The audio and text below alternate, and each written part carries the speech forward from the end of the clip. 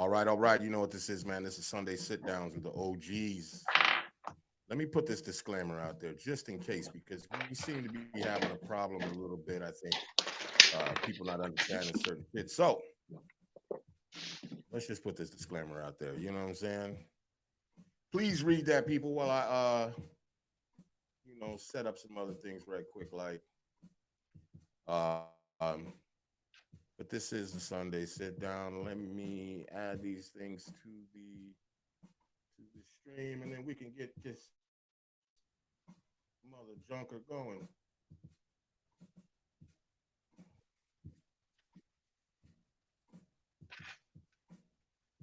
Okay. I hope they read that. Let me read it out loud. This is the disclaimer. We do not believe in or endorse any of the claims said or repeated on our show. Our show is strictly for entertainment purposes. So don't come at us, respectfully. And by the way, let me say this, because I keep saying this every show. This ain't for everybody. This shit ain't for everybody. And You ain't if you don't have your, you know what I'm saying, your mental facilities right, don't come on this show, bro. You will get your feelings hurt. I guarantee you get your feelings hurt, because this is a conversation for grown ass men. Okay, I ain't saying you're not a grown man. I'm just saying, if you're gonna step into this conversation or be a part of this, bro, get your shit together, this big is dog. this is where you come. This is where you come to really get that shit off that's on your chest. Yes, And sir. that's one of the things I love about this show, man. For real. Yeah, I mean, we're not here to pussyfoot around with anybody. You know what I'm saying? That's just the bottom line. You know what I'm saying? But with that being said, Spotify. I am I am your boy Heat Detector. I got my two co-hosts. What's up, man? It's your boy Jizzo. Shot City Cypher. Let's go. And And your we boy also got OT the out top. here in California. I'm out here currently in Europe right now, so doing some Hey, travel, international travel.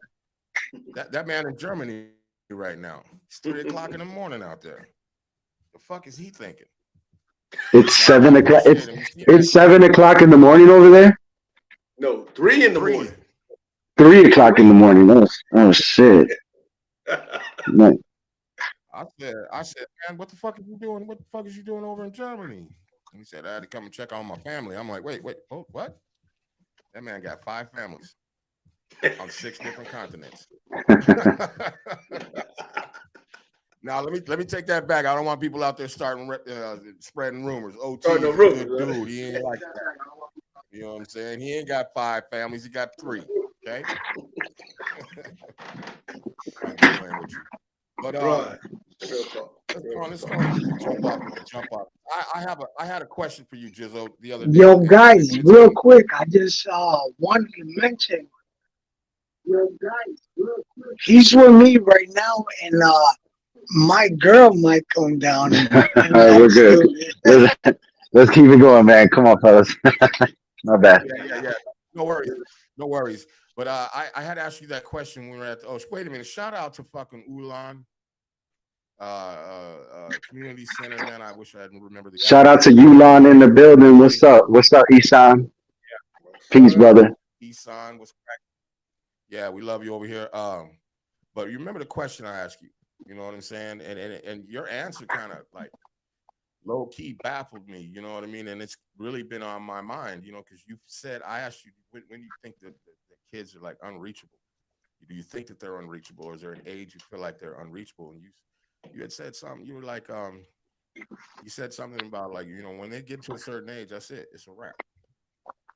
Like, Yeah, and I mean, well, so the viewers get like the backstory to it. We were talking about a music video that I had shot, and my client that I was shooting the video for, we shot this. And I'm not gonna say the neighborhood or nothing, but we shot it in the south side of Chicago somewhere, um, and these guys came out and they were about to shoot him. And right in the middle, as we were literally filming a take, it was actually our final take, which was so like, that just makes it even crazier. It was like our final take, and these guys came out with guns, and then we were talking about like the age of the kids would be, what's too late. And I said, or he asked, well, how, what do we do about these? How can we get to these guys? And I'm like, we can't, not at that age. I mean, if you're mid 20s, 30s, and you're still out there like shooting, running up on dudes with a gun, like, I mean, what am I gonna say to you? What is OT gonna say to you? What is he gonna say to you? You know what I'm saying? So it's like, and then that brought up the conversation about, well, at what age, and we all kind of agreed in the conversation that me, Isan, and he were having, and we kind of said, well, you got to get to them at a young age, and that's so we can you know make those changes like early. So I don't have a number, you know what I'm saying? But Right. But I was telling OT, big old sergeant over here over in Germany, telling him, I don't feel like anybody that there's any person that's unreachable unless they have, some traumatic head injury or some shit like that, or they're just born fucking retarded. You know what I mean? But I think everybody's reachable. You know what I'm saying? And that every, it's just how do you get to them? That's the key.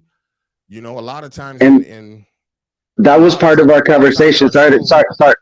Sorry to cut you, Heat, but that was part of our conversation about who are the people that can actually reach people like that. And in the conversation, Isan was telling us how he used to, because he's real busy building Uline at the moment, but that he used to like hop out of the car on the south side with a bunch of cats out there and talk to them and be like, "Hey man, y'all need these jobs," and he would give out flyers and he would. So he's actually reached out to those age groups, and you never know. I'm sure he's made a lot of gave people jobs and maybe changed their lives and stuff like that. So yeah, I'm not saying that if you're 25, 30, that there's no coming back from it, but it takes a different approach to it, and you have to be somebody like Isan that can approach them and jump out and have the two sides where they know he means business and they also know he comes from where they come from. And so it's just the relatability. They're not going to listen to you if they can't relate to you, or they don't know you're not where they're from. Right, and that's the other part That's too. true. That's one of the truest things that can be said to it. I worked at some homeless things before the pandemic, predominantly, and I'm built to be in the streets, because I come from the streets. Uh, but and it's how you approach them. But there's reach with a lot of you can pull up to them when they got a gun, about ready to make it. Remember, I talked about my 5-second rule, and you would give them a tool. Hey, listen, young man, you're gonna put yourself in harm's way. Something may happen to you. You may get off that round or two, handle that business. One of these cameras gonna OT, record it. You the pin, and somebody got OT, something. tell them what the 5 second. Tell them about the 5 seconds, so you don't skip over that in case they're wondering what it is. Tell them about the 5 seconds. So one of our things we talk about here is how to give some tools out. I brought up in a previous conversation, the 5-second rule is you've got 5 seconds. Put my hand up here. 5 seconds to decide when something come up on you. If you take those 5 seconds, 9 times out of 10, you can stop something. I mean, really 9 times out of 10. So it's 5 seconds to 5, 4, 3, 2, 1. Counting backwards gives you a chance to make sense. First of all, it gives you a chance to stop and think. You're going to activate different parts of your brain. Second thing, you're going to be able to start getting ready. If it's going to go down, you're ready. Third thing, you may think about your family, add something involved in it. So you start activating different parts of your brain. And that gives you time to make a decision. And it works with anything. To include me and he shared this discussion about some of his family members having a discussion at work. Before you do something going to get you fired, again, those 5 seconds gives you enough time to work things out. Word. That's actually a really good tool, because a lot of people don't realize or recognize that anger only lasts for like a millisecond. It's what you do. It's what you do after. Once you get angry, then you know what I'm saying. If you let it fester, Right. and harbor that shit, that's when all your poor decisions are made. But anger is just like that. You know what I'm saying? It's that quick. And it's not. The only time it really becomes a part of anything is when you start to fester. Let it fester inside of you, and let it. You constantly fucking think about it. So the 5-second rule is actually a really, really, really good one, because it gives you a second to take a breather and really readjust, rethink, you know, about what you're about to do. You know what I'm saying? Right. And a lot of people don't do that. You know, a lot of people, and just this goes for what the other thing we were talking about right before we went on live is that you know, there's not a lot of men out there who understand like their little boys need them. Yes. And a lot of these guys that have daughters, their daughters need them. You know, one thing by me having a daughter as well is like we don't realize how much we teach our daughters how to be ladies. You know what I'm saying? Not that the women don't teach them how to be girls and all that shit. I'm just saying because we see things from a different angle and a different perspective especially when it's our daughter. You know, one of the things I told my daughter, like from very, very, very young, and I used to walk her to fucking school, holding her hand, and I'd be like, if a man ever walks on this side of the street, he's no good for you. Why, Daddy? And tell her. You know what I'm saying? That shit. And now That's like the door. That's like the door test, yeah. right? If you open the door for them and they get in, and then they reach over and unlock. I mean, that was old school, right? And nobody has a card, and you got to reach over and unlock. But if you do, and she don't reach over, and she doesn't reach over, she's not the one. Right. And then to this day, you know, she'll see people walking down the street and see a guy on the opposite side, and you know, the two might be holding hands, and she'll just be shaking her head like, Yeah. She don't know she got a bad one. You don't know what you're getting into, girl. Yeah. But I mean, you know, be honest, it's like it's a bunch of little things, but you know, we as parents, you know what I mean? You know, I haven't been a perfect fucking parent, you know what I'm saying? There's no book, no hand guide to being a fucking parent. But listen, if you're gonna have a kid, bro, if you're gonna have a kid, bro, you gotta be there for them. You have to. It's imperative. You can't be, you know what I'm saying, fucking standby or some fucking you know, halftime ass dad, you know what I'm saying? You gotta be there. It is extremely important to be there. You know what I'm saying? This ain't you know what I'm saying? This is a full-time motherfucking job. Right. It's a full-time motherfucking job. And if your ass ain't there, what you're doing is you're molding shit in their heads that creates a lot of these fucking problems. Fucked up, right. Man, real quick. One of my guys is a contractor. And he hires kids and shit, you know what I mean? Now this motherfucker was like 19, 20 years old. And the motherfucker filled his application out, and for his first and last name, first name Lil, last name Pookie. You know what I'm saying? Address, Southside Chicago. Like, what? My man said he saw that application, he couldn't fucking believe what he was seeing. You know what I'm saying? Is this is where the fuck we got to right now? Where you don't even know your real name and you're using your street name on an application and you don't know your address, or you the only thing you could think of is say Southside Chicago? Hey, where it said sex, he put yes. Yeah, right. Yeah, right. Right. No. I mean, if he did all that other shit, it wouldn't surprise me. Right. Sex? Oh hell yeah! I like this job already, man. I like that. No. Double X on that one. Yeah. Right. Yeah. Come on, man. Right. We got to do better, man. But you know, we definitely got to do better, man. I just want to say this real quick. I was looking up on HeyJackass.com right before we started live, man, and it was just like the numbers are like crazy, man. 81 people have been killed since the beginning of this year. In 56 days or whatever, we're on the 26 and 56 days or so. 81 people, and it's like, dude, we just don't in Chicago, just in Chicago. And if y'all want to see the statistics, y'all can go to like that same website and check it out. It's called HeyJackass.com, but it really breaks like everything down. It breaks down the neighborhoods things are happening at, like, you know, y'all just got to really be aware, man. And like, you know, and it's crazy. Like what I wanted to talk about was like the kind of like the PTSD that it gives people. Cause I think like we just don't talk about that when we're from Chicago. You know, I probably won't come to you, Heat, and be like, hey bro, I'm fucking nervous that I'm gonna get shot when I go home and shit like that. We just don't say that shit, but it's like I think it should be spoken about, like especially like if you're a young or not young person of color, and you know what I'm saying, like you're the main target like out here, and it's like that should create like this PTSD, and like everyone's walking around like on eggshells because you just don't know like when it's going to be your time, and especially like the kids that are in those really fucked up neighborhoods, Inglewood, Oh yeah, Oak Lawn, whatever. Well, real quick, can I? absolutely, Speak on it. Speak, brother.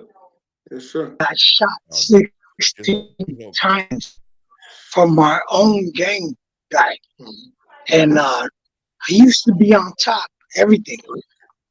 And Alright. now it's like he's low right now. He doesn't Right. even.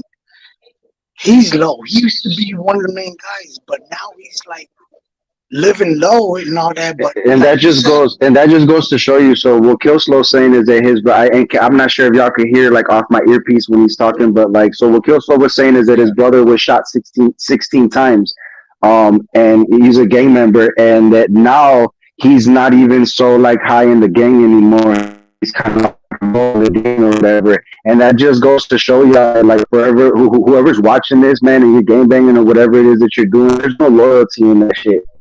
There is no loyalty in that shit. Like, you get shot and they'll stop fucking talking to you. You know what I'm saying? Like, yeah, real quick.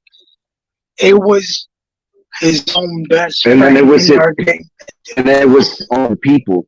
So y'all walking around like y'all walking around, and I said something to he when I was over there on when we did the show on Friday. But I was like, yeah, man, the only people that ever, or when we were having the meeting with Easton, I said, man, look, everybody that ever stole from me was somebody that I knew. Right. You know what I'm saying? When I've got fucked over, it's been fucked over by people that I fucking knew. So, it just goes to show y'all, man, there is no loyalty in that shit. So if you think it's all good right now, man, you'll see when you're in that bad position, everybody will fall back and they won't give a shit about you, and that's real shit, man. So something to think about. The bigger issue is that these young men are joining gangs because they're looking for family, they're looking for guidance. Yeah, father figures. So it goes back to what you were talking about being present. That's the reason that they're looking for fucking family members and gang members, because of what you said. If you're not present in your son's life, that's what's gonna happen. You're fucking, you got a game banger in the making, because he's gonna go to somewhere to get that love that they didn't get from you. Like, exactly what you were saying. That's 100%. That's 100%. But then it goes back again. Okay, so let's say hypothetically, not even hypothetically, let's just put it out there that maybe that we will reach someone, and they'll reach out to the son, and the son may be 12, 13 years old, right?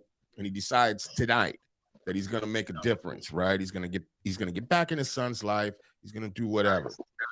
Now, what does he do when his son ain't trying to hear his ass? You know what I'm saying? That's the price that you got. That's the price that you pay. I mean, that's the price that comes with that, and that's why it's so critical, because yeah, man, once you lose time like that, that's things that you can't make up. Things that take even longer to build. When I was young, my dad used to give me little bits of knowledge and stuff like that. And one thing was like, all it takes is a day to break somebody's trust. All it takes is the one time, and it takes years to fucking build that shit up. So, that's part of that whole process, man. And that goes on to my thing.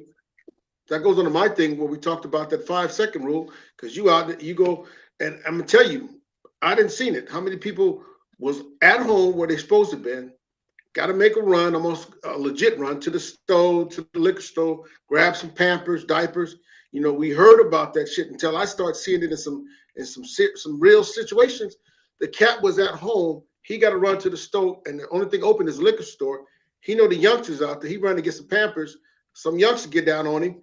Instead of that 5-second rule, he get at him the wrong way. Bam, it's a murder now, and he away from the family. That quick. Yeah, and that's quick. When you get somebody on the streets, it's gotta be here, because that decision right there, one split-second decision, Now that costs this, now that costs that. And 5 years later, you still figuring it out. Okay, now you're sitting there trying to figure out, damn, what the F did I do? Okay, how does that 5-second rule apply to the baby mama that just don't give a fuck about you? You in the wrong situation in the stopping first all place. that We shit. talked about that. So you already Thank you. Watch where you stick your dick. break the speak on it. Watch where you stick your dick. Be picky. Quality over quantity, young men. Yes. Quality over quantity. But yeah, I mean, there's a lot of this shit, man, and there's a lot to try That's to. like, yeah, no, I just wanted to mention about like, you know, like, sorry, man, I just wanted to mention about like in making those like decisions. There was that case that happened in Texas where this 15-year-old boy, I think he was a Mexican kid, his dad actually drove him into the liquor store, and the kid got out of the car and ran up to that liquor store door and opened it, and I think he let off 17 shots or something like that. He killed 3 people. He killed 3 kids, sorry, teenagers. And one of those teenagers was he wasn't even involved. Like the 2 other kids, apparently there was some kind of a gang conflict or something that had happened prior to that they were involved in. But the one kid that was sitting there, he just went to the store, his family, that he was going to get some tacos and take back home, and he just happened to be sitting right behind these guys, and boom, he got shot. And he was one of the and the dad, the shooter, the dad, they got him on video driving him up to the damn thing, letting him out, keeping his foot on the brake. You know, it was fucked up. And it's like, that's this kid's dad. And so the kid is crazily, oddly enough, he's still on the run. Like, he's been on the run since this shit happened back in, I think it was around Christmas time, 2022. So he's literally still been on the run, you know, and his family's clearly helping him evade capture or whatever. But he's in court for this shit right now. I hope the fuck so. I hope they throw the book at his goofy ass. Yeah, for being a part of that shit.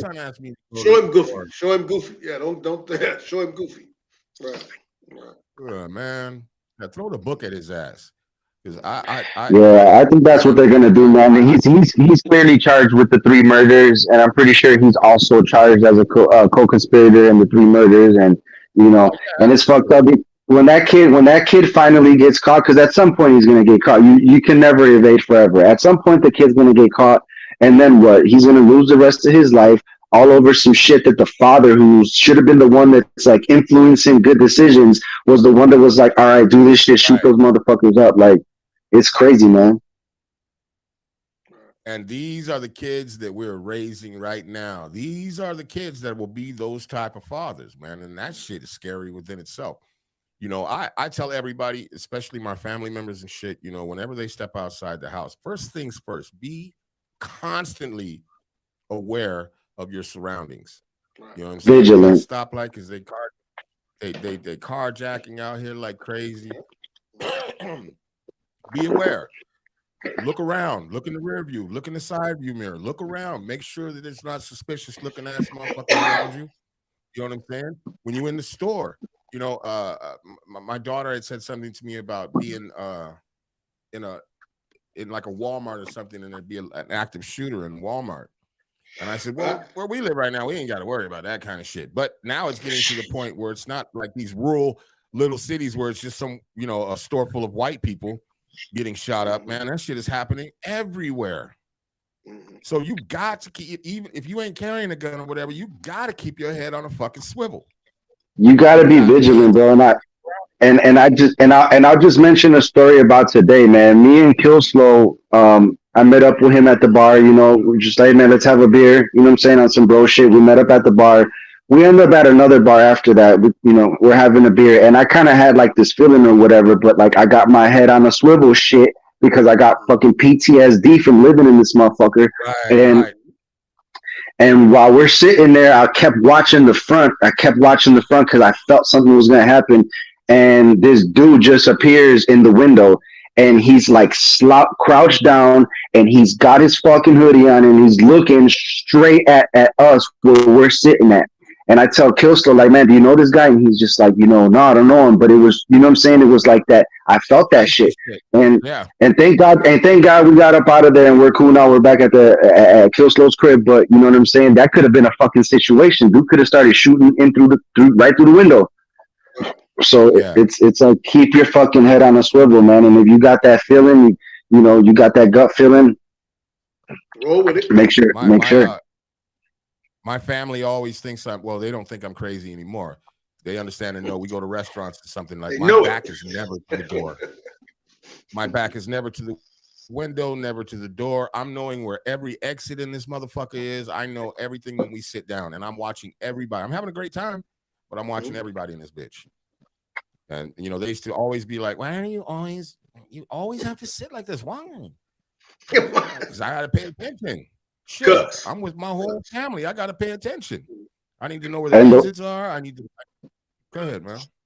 No, and the way things are now is like the shit is just so much more blatant that it's kind of like, man, it don't matter if it's fucking daytime, 1 o'clock in the afternoon. Like, when they killed FBG Duck, that shit was in the Gold Coast on Michigan Avenue, I think. And you know what I'm saying? In the middle of the day, in broad daylight, in front of all these rich white people. They don't give a fuck. They will get you wherever it is that, you know what I'm saying? That's why it's just important, man. Like, just carry yourself like a certain way. One thing that they used to tell me was like, you'll attract the kind of shit, how you carry yourself, you'll attract that same shit. You know what I'm saying? So be easy, man. Be cool, be humble. Try not to get yourself in no shit. Like, it's easier said than done, but just maneuver through this motherfucker the right way, man. When I was younger, I used to be like real, like quick to, if somebody would look at me, I'm driving in the car and someone looks over at me in the other car, I'd be quick to be like, you know what I'm saying? Or someone standing outside, I'd be quick to, you know what I'm saying? And I'm like, dude, I'm too old for that shit, man. Like, you don't know what that next guy has in his fucking pocket that he's about to, you know what I'm saying? Shoot you with. Just so you're a little bit younger than us. So let me ask you this. At what point in your life did you realize that all that other shit wasn't working? I just actually told this story on Facebook. I made a post about it. There was a young girl named Shayna Gaydon. She got murdered back in, I think it was 2010. Don't quote me. It was like 2010, I believe. But she got murdered over on Armitage in Central Park on the northwest side of Chicago. And prior to that, maybe it might have been like 09 or 08. But prior to that, I was still connected like to my hood and to the people over there, and I was still like involved in that, sort of involved in that life still. And they killed this young girl, man, and it was people that were from the same hood that I was from. And they ended up shooting at some gangbangers across, because over there, if y'all not from Chicago, like the gangs, their split will literally be a street. You know what I'm saying? So from one street to the other, and so they were shooting at some gangbangers that were on the other side of the park, and they shot through the park and they killed this young girl. So rest in peace to her. The park is now named Shayna Gaydon Park. But when that happened, it kind of made me think like, bro, I'm not about this life, dude. I'm not about this shit, man. Like, this isn't why I was like in the street. You know what I'm saying? Like, I was because, I was looking for a family. My dad had been in jail a bunch of years, man. I grew up without a dad pretty much all my younger years. And I was looking for that family, and like but that's the reason I was like in the street, man. And once I realized, like, man, I'm not about this shit, dude. When I saw that, I'm like, yeah, I'm not about that life. So that was kind of like the real turning moment for me, where I was like, dude, I'm not even gonna. So, because at that point I was just kind of associating with the homies and shit. But at that point I was like, dude, I'm fucking done. I'm done. I'm not about this shit. Association out here, you might as well be that. You know what I'm saying? Because if you associated, they see you with them motherfuckers, and they automatically, if you associated, my nigga, the only difference is you ain't all the way in, but as far as everybody else, you in. Well, like they say, tell me who you hang out with, and I'll tell you who you are, right? Yeah. So, exactly. And that's not always necessarily the case, because we all got friends that are fucking crazy, and we might, it's kind of like when you realize that when you've been in the street, you always kind of gotta. I still got some people I could call if it needs. You know what I'm saying? You know what I mean? So you always you can stay connected and whatever. But yeah, man, it's like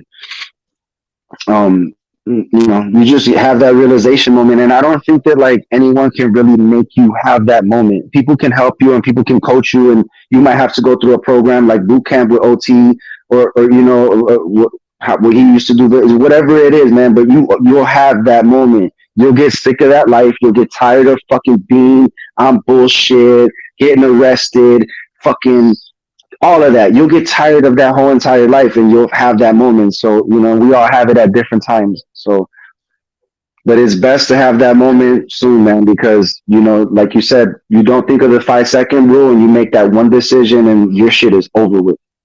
Right. Right. And then when you get inside, it's a total different. Those of y'all that's been there, that's did any time. No, once you get inside, then it really changed. Because then it's like your set is where you come from. That's who you run with, and that's who you get with. So now you being not only that, again. It's also racially divided. It's also extremely racially divided. So extreme. There's a lot of shit to a lot of that. There's a lot of shit to everything. But the key to it all is try to get these kids to not go down that fucking route. And so, like to double back again, what like let's Hey, Killslow just said Killslow just said that a lot of it is the drive for money. Is it, you know what I'm saying? That's why they're out there, because they see all the older cats with the car, with the chain, with all this shit. You know what I'm saying? And they're like following that. Yeah. That's always been the story. You know what I'm saying? You want the 5.0. You want the 5.0 with the rims. You know what I'm saying? You see OT got the 5.0, and he got the cute girls, and then 5.0. That nigga got, I think he got a Impala. I seen that shit in his garage. I'm like, look at this low riding ass nigga. But hey, I'm not called OG for nothing. He a Cali guy. He a Cali guy. You know what I'm saying? He got 16 switches on that bitch.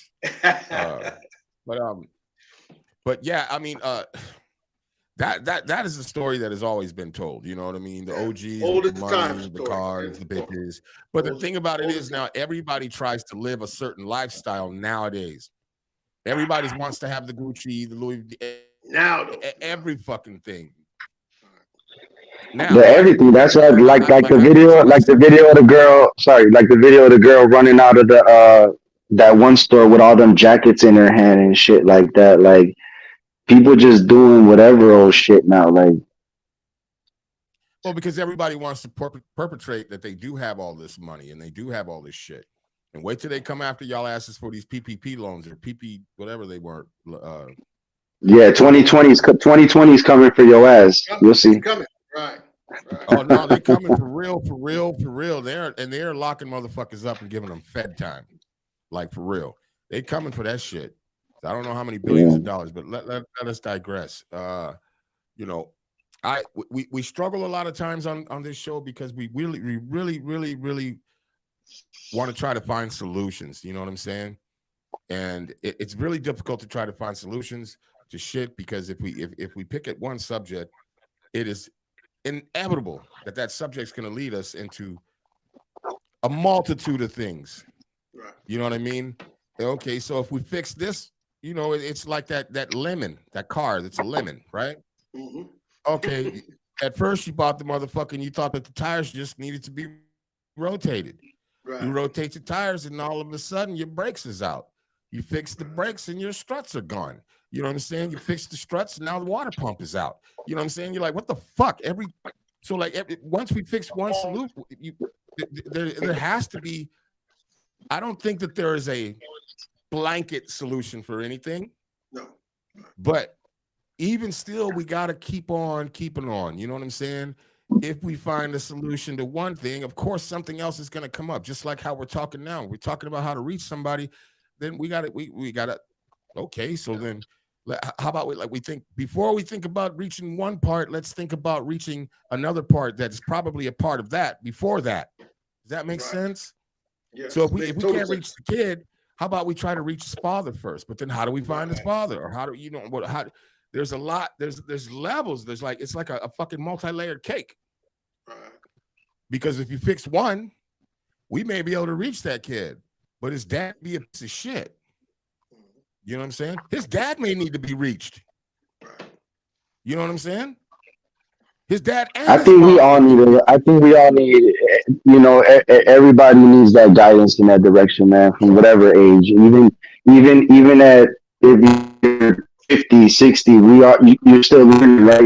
You're still learning from somewhere. So yeah, that's changing, man. That's a lifelong, but yeah, it definitely needs to start where, so so you don't have these generations of, like, you know, a dumbass dude that's on this bullshit gang banging, and he's fucking 40, 45 years old, and he raised a young gang banger, and that young gang banger is raising a young gang banger, and it's like, you know, so yeah, man, that's why we have forums like this where we can talk, man, and hopefully somebody's listening to this shit, and they're hearing us, and they're sitting in their basement somewhere in Chicago saying, fuck, man, yeah, like, I do need to stop this shit. I am fucking up my kid's future. What if all that's all they know?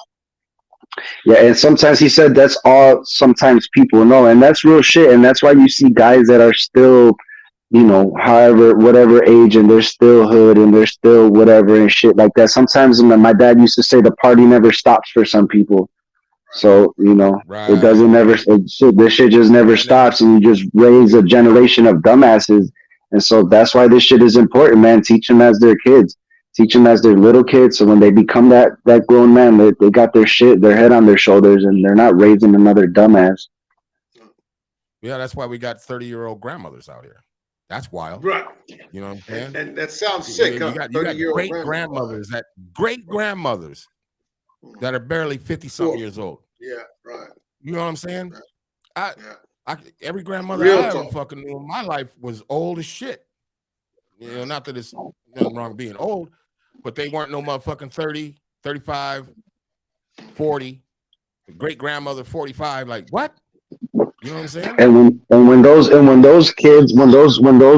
people are doing that shit, like, guess who's raising these kids? It's the grandmothers, right? That's a ages old story. Like, the grandma's raising the kids, because, you know, and on a personal level, like, I have friends like that, man, that are, you know, or people that I've known, used to be friends with, that are, you know, really fucked up, and like the mom's raising the kids, and like someone else is raising the kids, and it's just a really fucked up cycle, pretty much, man.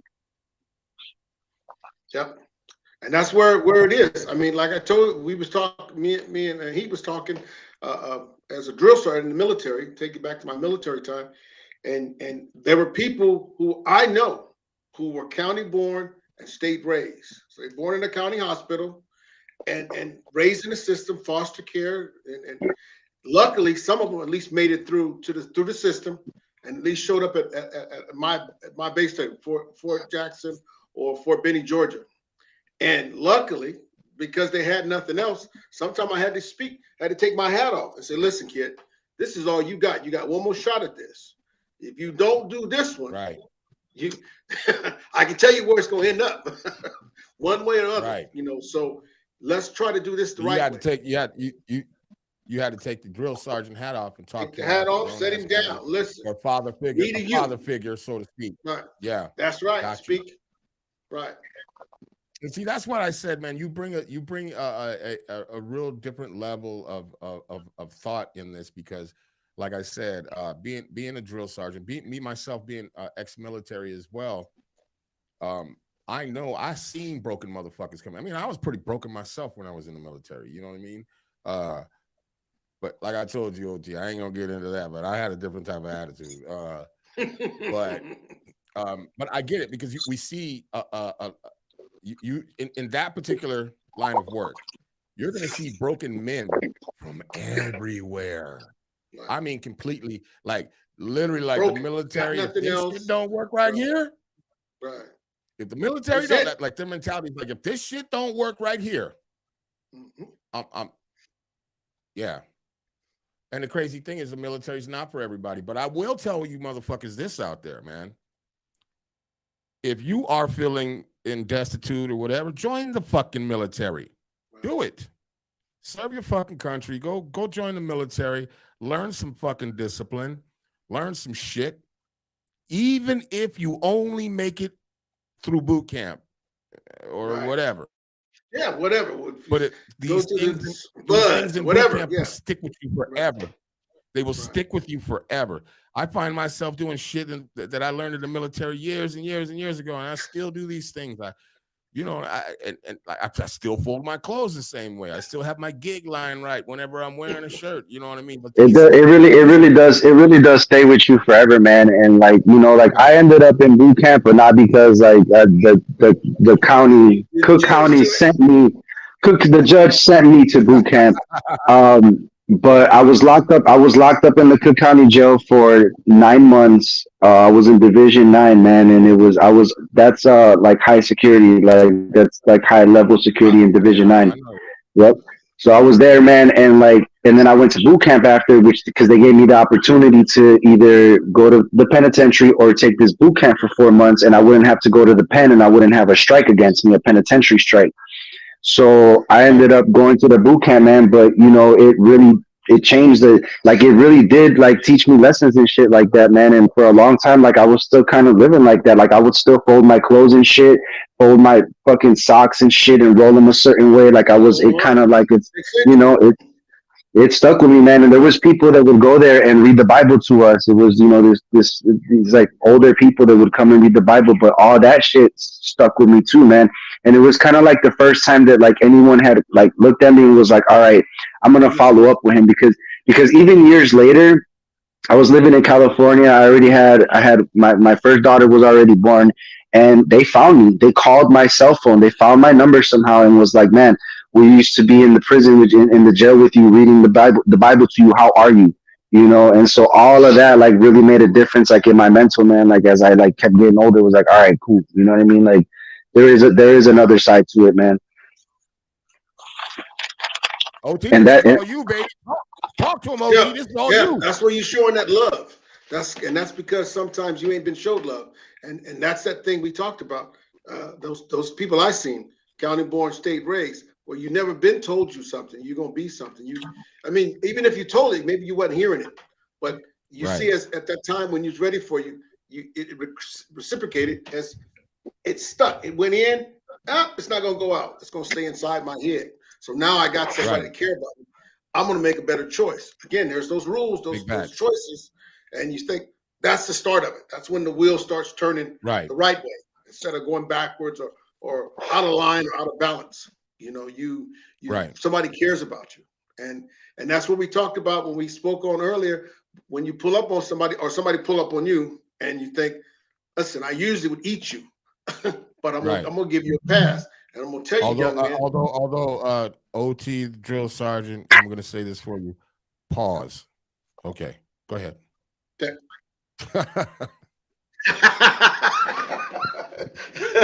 Okay. He said I'll pull up on you and eat you. Pause. Hey, no, but that's a real thing. Even in like lyrics, you know, from an MC standpoint, it'd be like eat your plate, right? Or right. Set you up. Put you on the table, yes, sir. Hand you your hat, eat your lunch, all that. Yes, eat your food. Eat your food. Yeah. So I, you know, at one point my son was toying with the idea of the military, and I told him, I said, if you're going to excuse me, if you're going to toy with the idea of military, do it when there's non-egregious times. You know what I'm saying? Not when there's conflict all over the fucking place. Right. And I only say that to my son because I don't want his ass out there getting shot at.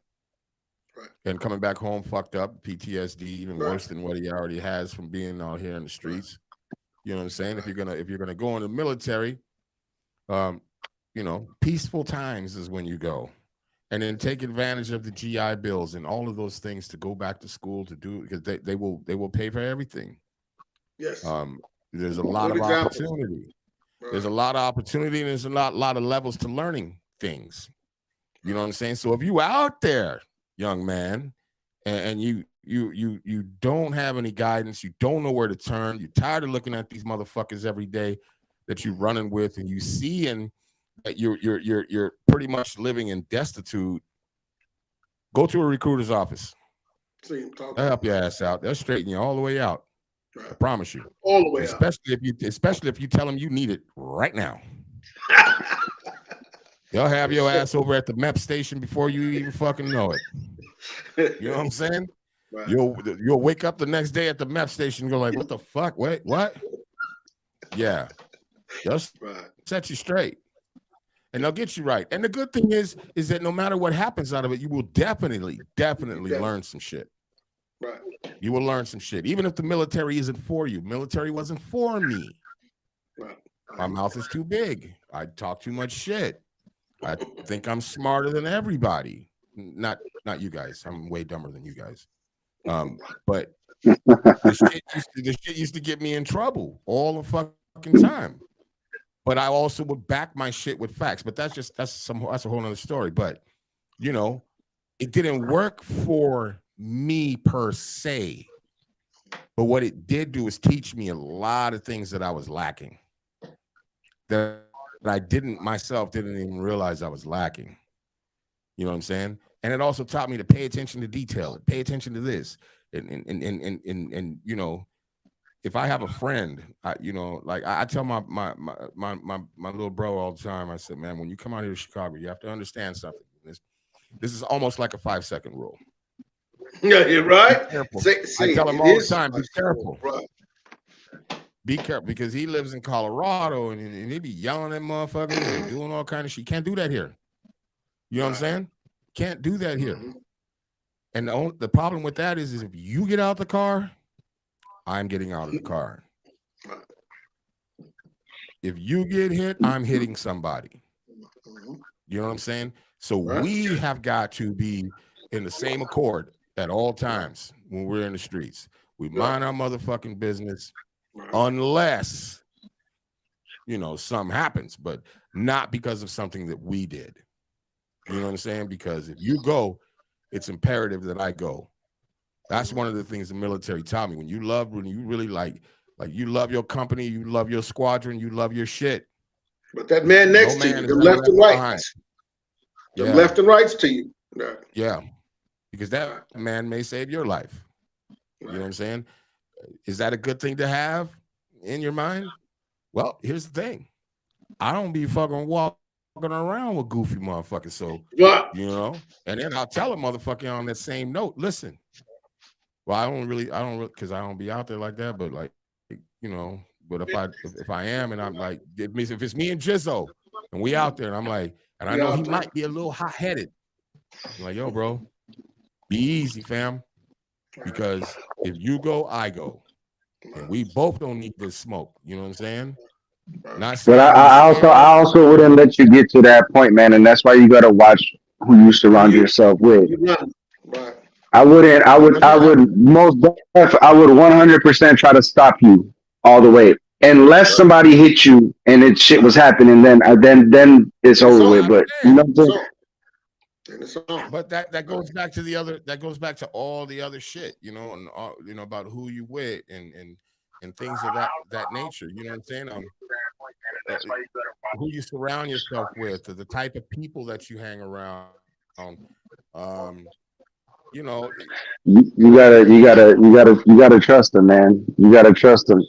You know, I mean, I pulled up to Heat's house for the show on Friday. I pulled up to Heat's house. Yeah. If you don't trust them, don't fuck with them. Right. Yeah. Yeah, for sure. I pulled up to Heat's house on Friday for the show, man, and I parked the car and it said permit parking, and I said, Heat, am I okay here? He said, man, come on, man. So I didn't get a ticket, but you know, I trust you. All right. Well, yeah.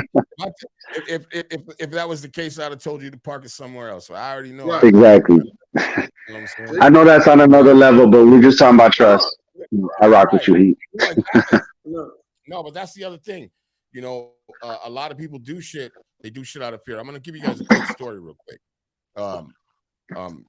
When right before my mother passed away, you know, I had a conversation with her, and I told her, I said, you know, I forget exactly what had happened, but I told her, I just looked at her, I said, do you know how long I've been a coward?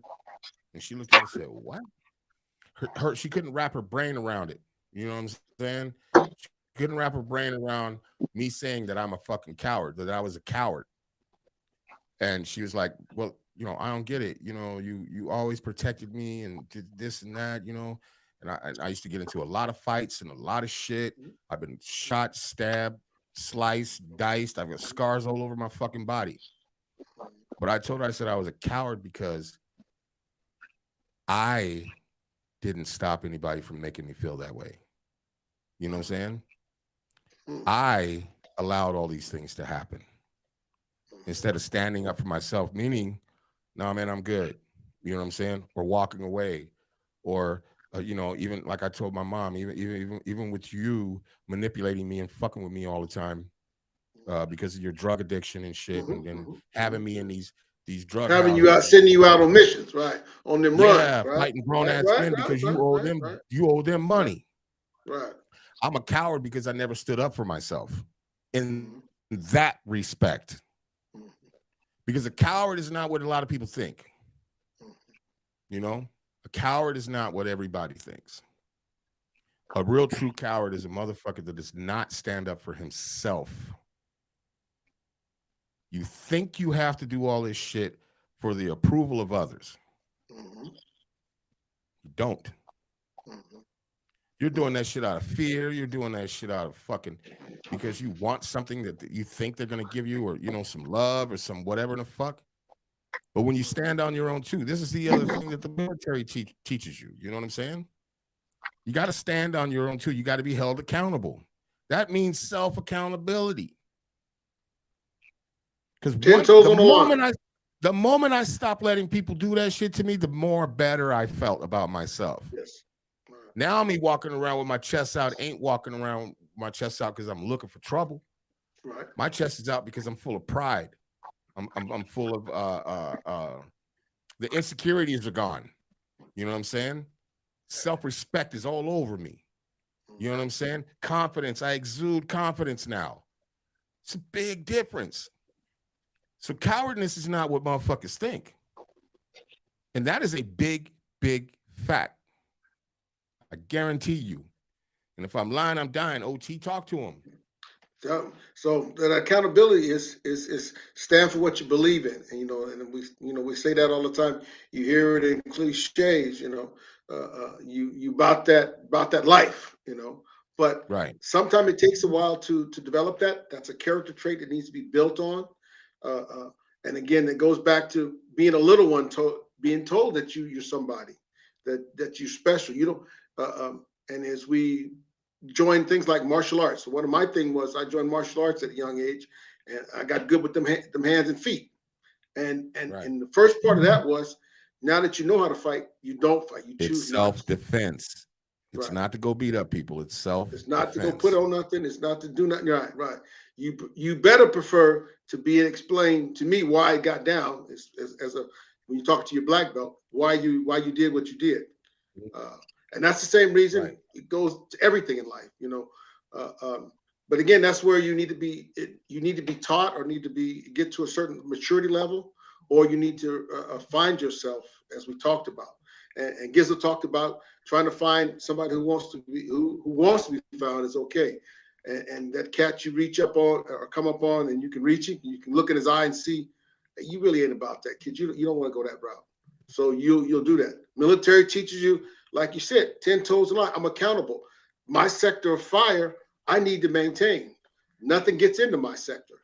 Accountability, So then with all that done, your family, let's say you're the head of the household, you're responsible for making sure stuff get done. So the house stays in order. And the gangs have taken that and applied that, even when you're in the pen, I mean, somebody over there could probably speak to it. You got to bring that money in so the house stays full.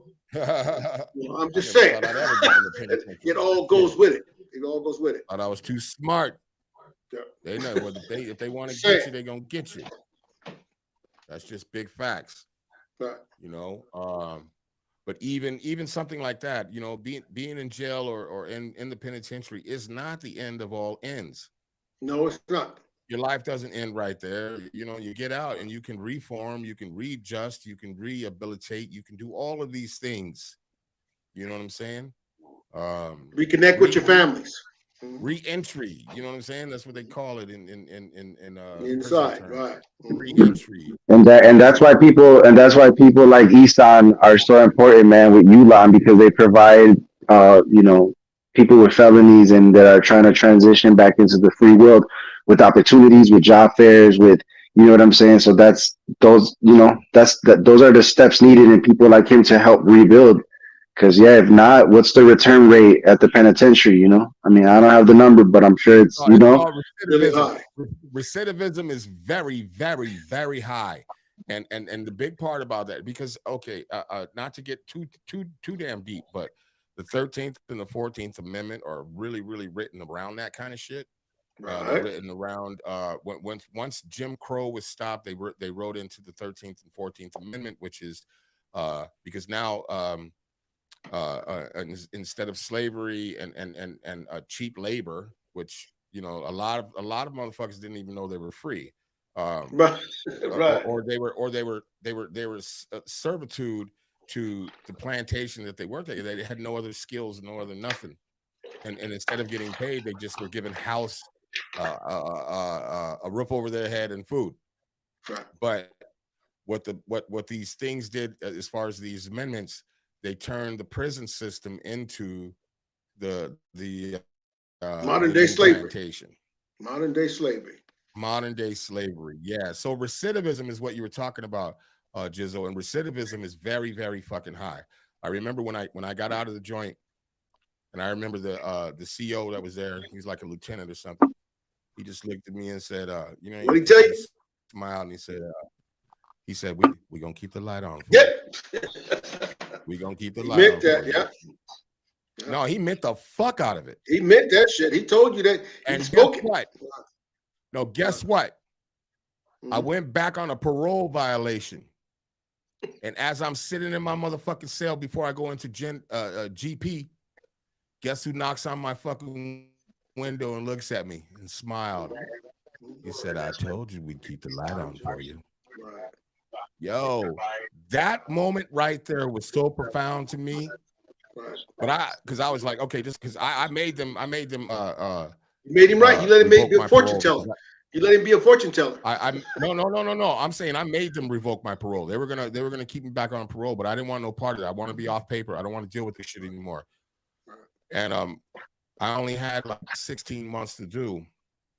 But that moment when he knocked on my fucking window and I saw that guy's face and he said, I told you we keep the light on for you, was a really, really breaking point for me. And a point for me that says, I will never, ever come back. Motherfucker, you will never, because when I got out there last time I seen him again, he said, I told you we keep the light on for you. Oh, country motherfucker. I said, nope. It's the last time you're going to see me, sir. See you. Wouldn't want to be you. And I ain't seen a penitentiary since. And that's been almost 20 years. You know what I'm saying? No, it's been it's been over over 20 years, bro. Fuck that. Fuck that. I was not meant to be this way. You know what I'm saying? I had to change and rethink who I am as a person, who I deal with, how I deal with things. And a lot of that shit came back to the military and my military thought process. My wife and I went to therapy once, and the guy looked at me as soon as we walked in, and he goes, were you a police officer before? Were you in the military before? And I'm looking at him and say, why would you say that? You just have that look. I don't know what that look means, because I got the high and tight haircut and I'm clean cut. My clothes is right. My gig line is right. You know what I'm saying? I got the clean white t-shirt underneath my, you know what I mean? Okay. I'm well put together, I guess. But that's the way I see it. But, people's perception, that's its thing. But yeah, recidivism is a real thing. And it's designed that way too. Let me speak on that. Absolutely. That system is designed for you not to come back, especially if you don't make a change. Amendment. Read the 13th and the 14th Amendment. Well, I don't know, T. Like I think I'm gonna challenge that a little bit, man. I think Don't do it. I think Don't do it. No, no, no, not challenge it like that. But what I'm saying is that I think like a lot of the times it is really hard to integrate back into society because it's like you're supposed to be rehabilitated, right? So that means like they're supposed to, but yet you still got that strike on you. So now you can't get a job. Shit's all fucked up. Bro, And we were talking about that about the bail thing that happened and why that was so important because when people of color were getting locked up, they didn't have the money to bail out and somebody white did have the money to bail out, and then that kept us in jail and kept us from the families and broke up the homes and all of that. You know what I'm saying? So shout out to Nicholas Rivera. Now, this is somebody that can also speak onto that shit because you know this is somebody I know, a young man, very talented young rapper. But he's asking right now he said, what's the topic? Just checked in. The topic is really, man, like trying to reach motherfuckers. You know what I'm saying? And how do we go about reaching? You know, I'm not going to throw this at Gizzo, but you know, he did say that some people are unreachable, but I don't believe anybody's unreachable. Meaning, how can we reach out to these I mean, kids? John Wayne Gacy and Charles Manson are unreachable. You know what I'm saying? I mean, I just mean like when you're fucking.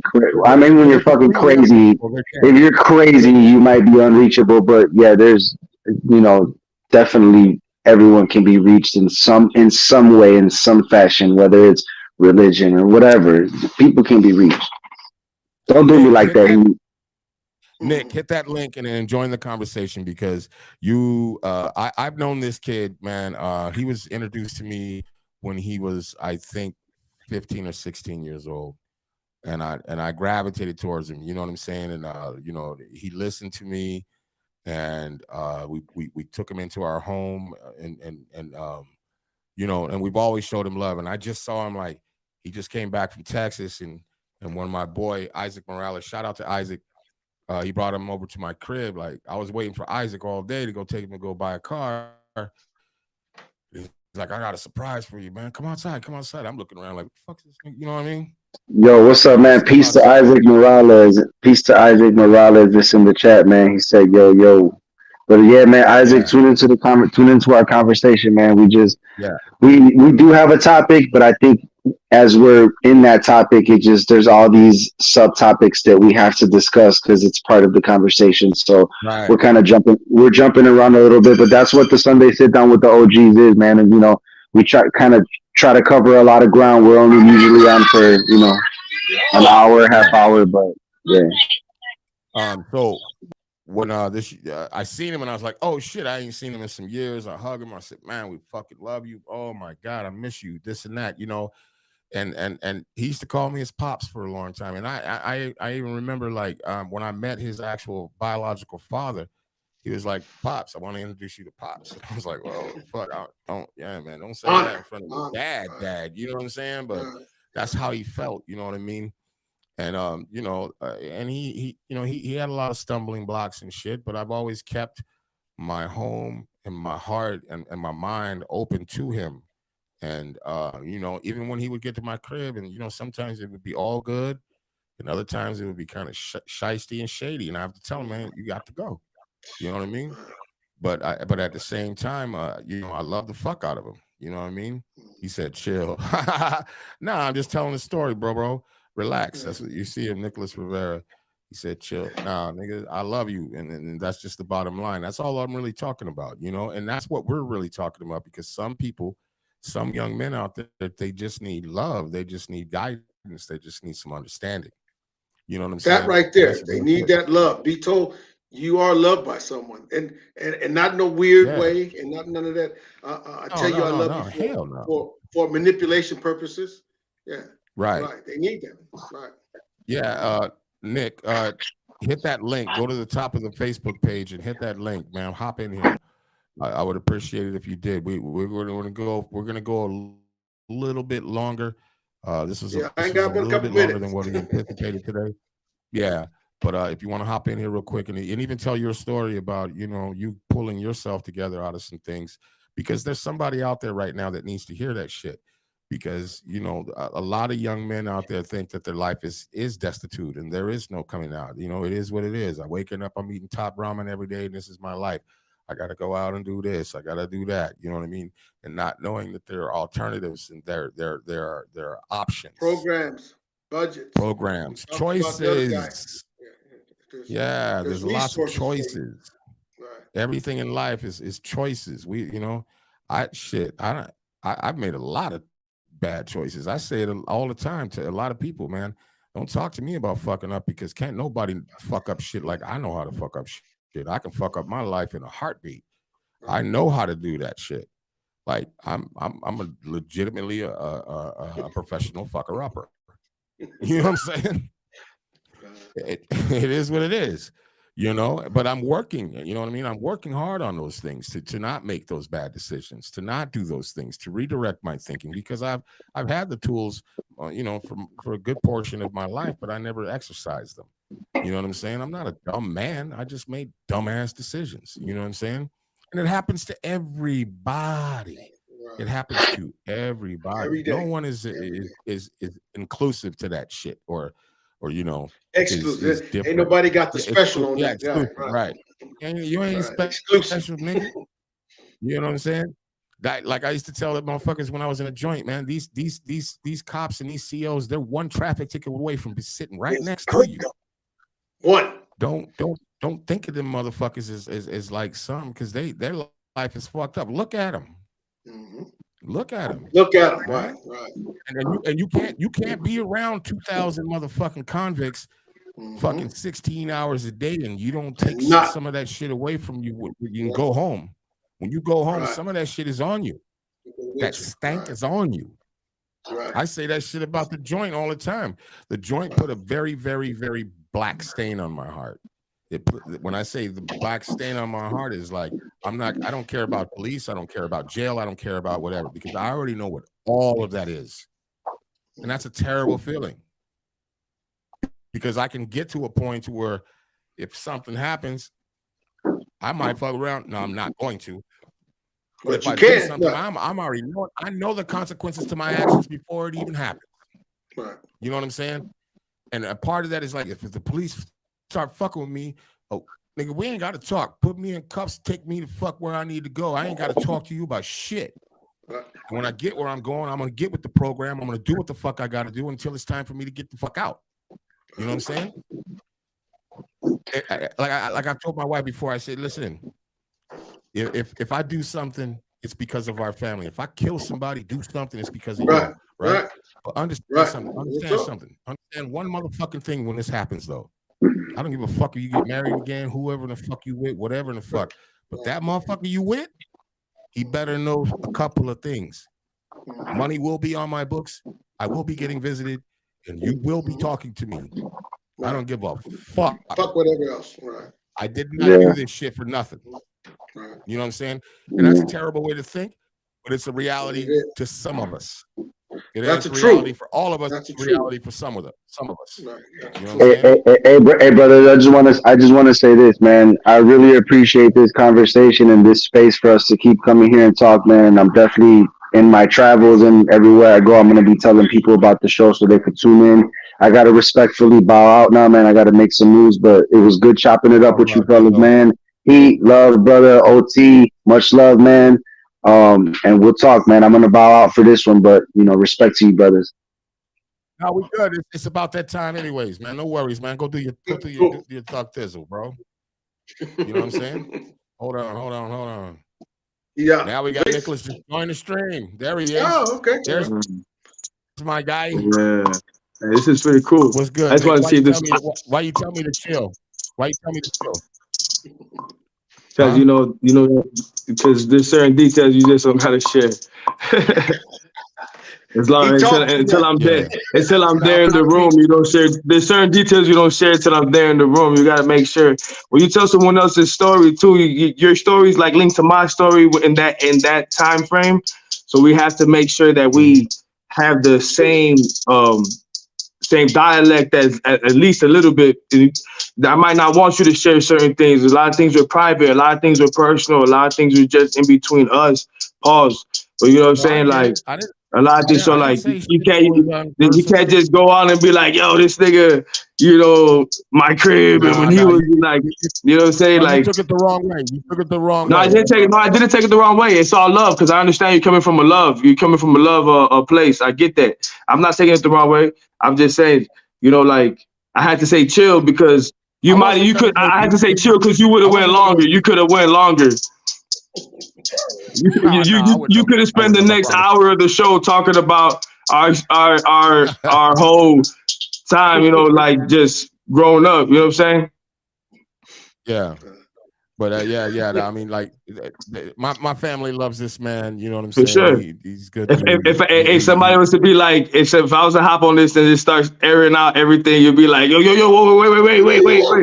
Hold on, wait. That one right there, man. We didn't say that was cool to talk about. Yeah, right. You know what I'm saying? No, but no, I got But you. he is right. But he is right. I already knew. But he is right though. This is a more. It's a family member basically. You know what I'm saying? Like father figure, a teacher, mentor, and not just that, but a person that is loyal as far as friendship goes. Never gonna leave you hanging. If he got a shirt on his back and he knows you need one, he gonna give it to you right off his back in the middle of the winter. You know what I'm saying? And he's blessed because of those things. And I know, and he knows what I mean when I say that. You know what I'm saying? He's blessed because of those things. And yeah, I don't got nothing. I don't ever have nothing negative to talk about him. And if I did, we share that amongst each other, and that doesn't have to be aired out. Yeah. No facts. That's how a real man do it. See, that's what we're talking about. Yeah. That old true OG right there. Shout out to you. Said I'm OT. I don't know if you got the introduction. I'm out here in Cali right now. I'm out overseas, but you spoken that but true, brother.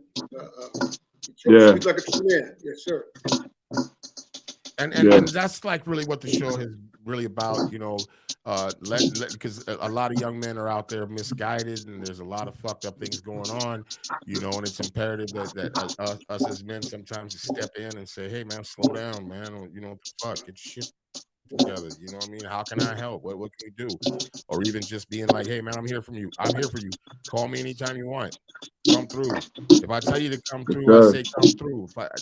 That means when you walk in this house, man, don't ask me to use the bathroom. Don't ask me to eat. Go make yourself something to eat. Go do whatever. No, yeah. I could definitely walk in there. I could walk in the house and the dogs know me. I go in the fridge. I could get a fucking frying pan and make some eggs, bacon, and I'm talking like eggs, bacon at 12 o'clock in the morning. You know what I'm saying? That's how close I am. Like, that's how much family I am. Like, no matter what time of the day, like, hey, this tones in the house, it's gonna matter. Like, but it's not everybody. It's very few. It's very, very few that people that could do that. You probably could count on your hands with 3 fingers of how many people that could do that. Real talk. Yeah. But, we also have to be very careful and diligent on who we fuck with. You know what I'm saying? We got to end this show, man. I appreciate you for jumping in, Nick, man. Hit my line as soon as we stop this. Thank you for jumping in, man, and telling your little piece. And also, too, don't ever tell me to chill again. Hey, I'm OT out here in Europe. Much love to you. Hey, real talk, man. Hey, no, it's a pleasure. I didn't know you could do this. That's why I hopped on. I said, man, we could do this. Let me see what this is all about. Like, I didn't even know. I'm still catching up. I'm 33, man, and I was born in both eras, so it's like I'm still catching up to the social media shit. Yes, sir. All right. So, OT, once again, man, thank you so much being a part of the show. Thank you so much. I'll see you again next Sunday. This has been the Sunday Sit Down with the OGs, man. We out here, man. We trying to put our feet on the ground and get this shit going, man. We trying to help the people, help young men get their shit together, man. And some of you old ass niggas, we gonna help you too, man. You know what I'm saying? Pay attention, man. Keep your eyes open. Keep your head on.